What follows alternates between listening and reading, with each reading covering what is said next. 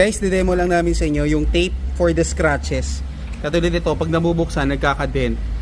So, meron kaming clear tape. Ito yung clear protector para sa pintuan. So, this one available Shopee and Lazada, 99 pesos.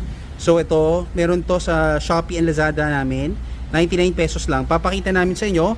Clear yan, ilalagay natin dito para hindi to nagkakabungi-bungi sa pagbukas ng pinto. Papakita natin paano ikakabit. 99 pesos, guys. You can order Shopee and Lazada DIY. Ganyan lang natin siya ilalagay. Sobrang dali. Ididikit mo lang. Sobrang malagkit yan ha.